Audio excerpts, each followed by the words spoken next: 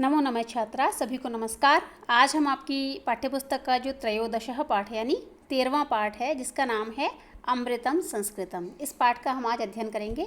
सर्वप्रथम जो शीर्षक है उसको देखते हैं। अमृतम यानी अमृत के समान है, और संस्कृतम अर्थात संस्कृत भाषा।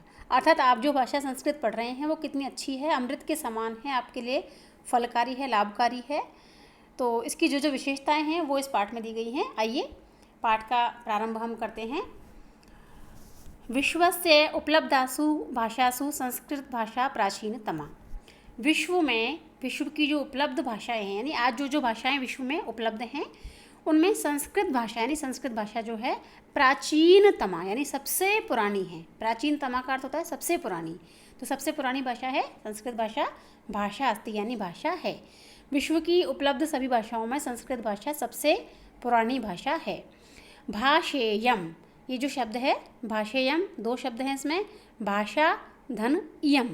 इयम का मतलब होता है यह, और भाषा का मतलब भाषा। अर्थात यह भाषा अनेकाशाम भाषाणाम जननी माता, बहुत सारी जो भाषाएं हैं दूसरी उनकी जननी है, यानी उनकी माता है। यानी संस्कृत से और भी बहुत सारी भाषाएं बनी हैं। प्राचीनयोः ज्ञान विज्ञानयोः निधि अस्याम सुरक्षितः। प्राचीन ज्ञान और विज्ञान का जो खजाना है, निधि यानी खजाना, अस्याम सुरक्षित, इस संस्कृत भाषा में सुरक्षित है।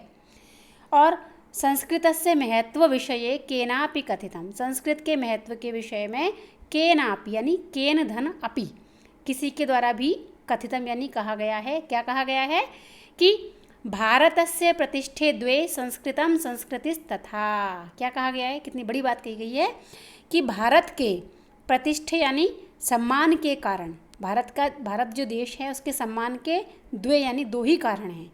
भारत के सम्मान के दो प्रमुख कारण कौन कौन से हैं?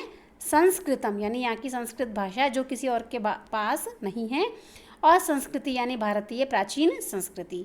भारत की प्राचीन संस्कृति और भारत की संस्कृत भाषा, ये दो भारत के सम्मान के बड़े प्रमुख कारण हैं। इयम भाषा अतीव वैज्ञानिकी, संस्कृत की भाषा बारे में क्या कह रहे हैं कि यह जो भाषा है अतीव यानी बहुत ज़्यादा वैज्ञानिक यानी वैज्ञानिकता को लिए हुए है। केचन कथयन्ति, कुछ लोग कहते हैं, यत् यानी कि संस्कृतमेव संगणकस्य कृते, संगणक यानी कंप्यूटर की, सब क्या बोलते हैं कुछ लोग कि संस्कृत ही संगणक के लिए, कंप्यूटर के लिए सर्वोत्तमा भाषा, सबसे उचित भाषा है, सबसे उत्तम भाषा है, कि कंप्यूटर जितना अच्छे से काम संस्कृत में कर सकता है उतना और किसी भाषा में नहीं कर सकता। और अस्याह वाङ्मयम, संस्कृत भाषा का जो वाङ्मय है, वाङ्मय का मतलब होता है साहित्य, वेदै पुराणै नीतिशास्त्रै चिकित्सा शास्त्र आदिभिश्च समृद्धम अस्ति। यानी संस्कृत भाषा में ऐसा नहीं है कि ग्रंथ नहीं है। हमारे यहाँ वेद, पुराण, नीति शास्त्र और चिकित्सा शास्त्र इत्यादि बहुत सारे क्षेत्रों में खूब सारा वाङ्मय है, खूब सारा साहित्य है। कालिदास आदि नाम विश्व कवि नाम काव्य सौंदर्यम अनुपमम, कालिदास आदि जो विश्व कवि हैं, विश्व स्तरीय कवि हैं, उनका जो काव्य सौंदर्य है वो अनुपम है, यानी उन्होंने बहुत ही सुंदर रचनाएं की हैं। और कौटिल्य रचितम, कौटिल्य का अर्थ है चाणक्य, आपने नाम सुना होगा, उन्होंने एक ग्रंथ लिखा है अर्थशास्त्रम। तो ये जगती प्रसिद्धम अस्ति, वो पूरे विश्व में, पूरे संसार में वो ग्रंथ प्रसिद्ध है। आप ध्यान दीजिए, इसका नाम है अर्थशास्त्र, जबकि ये कौटिल्य का या चाणक्य का जो अर्थशास्त्र है ये एक राजनीति की बहुत श्रेष्ठ पुस्तक है, जिसमें राजनीति का बहुत अच्छे से वर्णन किया गया है।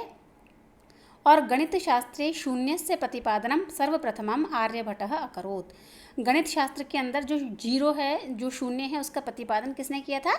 आर्यभट्ट ने किया था, जो मूल रूप से सारी रचनाएं संस्कृत में ही करते थे। और चिकित्सा शास्त्रे चरक सुश्रुतयोः योगदानम विश्व प्रसिद्धम, चिकित्सा शास्त्र भी ऐसा है कि जहाँ वहाँ भी सबसे पहले जो लेखन कार्य हुए हैं या फिर जो इस खोज इत्यादि कार्य हुए हैं वो चरक सुश्रुत ने संस्कृत भाषा में ही किए हैं।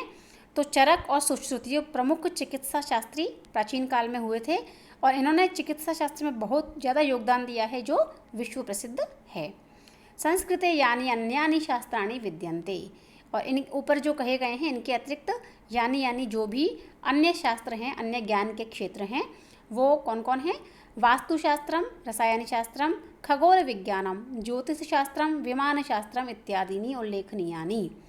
वास्तुशास्त्र का मतलब होता है जो कोई भी निर्माण कार्य करते हैं, भवन इत्यादि बनाना, जैसे बोलते हैं ना आर्किटेक्ट।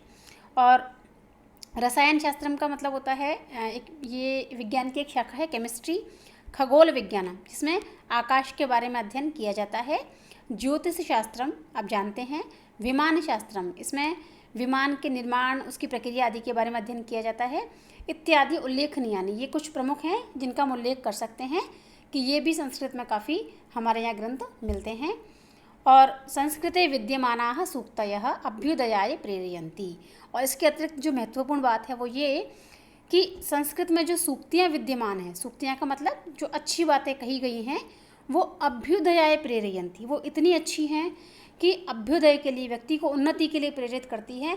अर्थात प्रतिदिन हम उन सूक्तियों को यदि देखते हैं, सुनते हैं, समझते हैं, तो वो हमें निरंतर उन्नति के लिए प्रेरित करती हैं। जैसे कि सत्यमेव जयते, ये हमारा आप देख सकते हैं, सत्यमेव जयते ये क्या है, हमारा राष्ट्रीय जो चिन्ह है हमारा, उसमें लिखा हुआ है सत्यमेव जयते। और जो अशोक स्तंभ है, ये अशोक स्तंभ के नीचे क्या लिखा रहता है, सत्यमेव जयते। तो ये हमारे भारत का एक आदर्श वाक्य है कि यहाँ सत्य की ही विजय होती है। ये संस्कृत से लिया गया है। वसुधैव कुटुम्बकम, हम पूरी पृथ्वी को ही एक परिवार मानते हैं, ये भी हमारा आदर्श वाक्य है।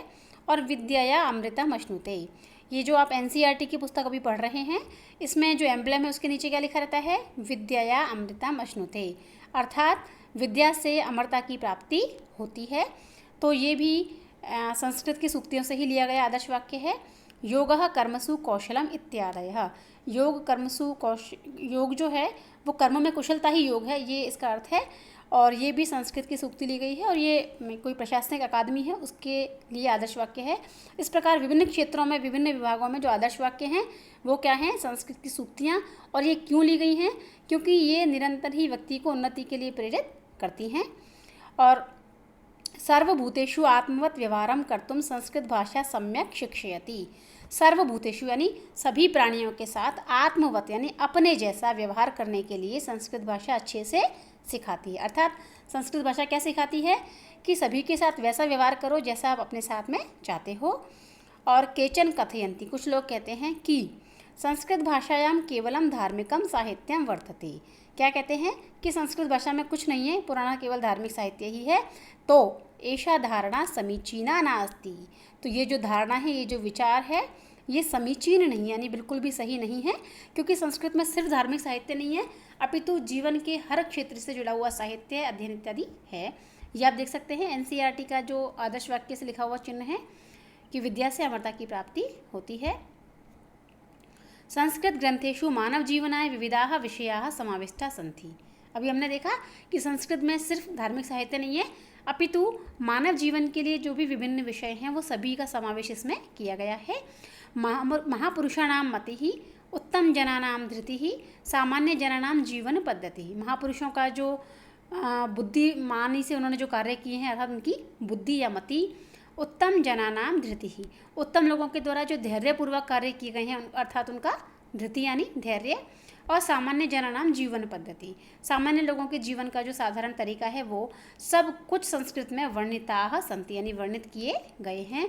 अतः यानी इसीलिए अस्माभिः संस्कृतम अवश्यमेव पठनीयम, हम सभी को संस्कृत अवश्य ही पढ़नी चाहिए। क्यों? क्योंकि तेन मनुष्यस्य समाजस्य च परिष्कारः भवेत्, जिससे मनुष्य का और समाज का परिष्कार हो सके, अर्थात वो और अच्छा बन सके, उसमें सुधार हो सके। और उक्तम च यानी कहा भी गया है, अमृतम संस्कृतम मित्र सरसम सरलम वचः भाषा सुमहनीयम यत् ज्ञान विज्ञान पोषकम, क्या कहा गया है कि हे मित्र, जो संस्कृत है वो अमृत के समान है और बड़ी ही सरस यानी रस से भरी हुई, रसीली, और सरलम यानी बहुत ही सरल, वचः यानी वाणी है। अर्थात मित्र, संस्कृत अमृत के समान बहुत ही सरस है, बहुत ही सरल है, ऐसी भाषा है संस्कृत। और भाषासु महनीयम यत्, जो उस भाषाओं में सबसे अधिक महान है। और ज्ञान विज्ञान पोषकम, ज्ञान और विज्ञान का पोषण करने वाली है, ज्ञान और विज्ञान को आगे बढ़ाने वाली है। तो इस प्रकार ये जो पाठ हमने पढ़ा है इसके कुछ शब्दार्थ भी हैं। मता यानी मानी गई है, निधि यानी खजाना, विचार यानी विचार करके, अनुपमम यानी अतुलनीय, जिसकी किसी के साथ तुलना ना की जा सके, धृति यानी धैर्य, और पोषकम यानी उसका समर्थक। तो इस प्रकार हमने जो पाठ है अभी अमृतम संस्कृतम पढ़ा, समझा, और देखा कि संस्कृत भाषा किसी सीमित क्षेत्र के लिए नहीं है, अपितु पूरे जीवन के लिए है और इसका अध्ययन हमें और अधिक योग्य और अधिक परिष्कृत बनाता है। अतः हम सभी संस्कृत को बड़े मन से अवश्य ही पढ़ें। यदि पाठ में आपको कुछ परेशानी हो, कुछ समझ में ना आया हो, तो आप कमेंट बॉक्स में लिख सकते हैं। धन्यवाद।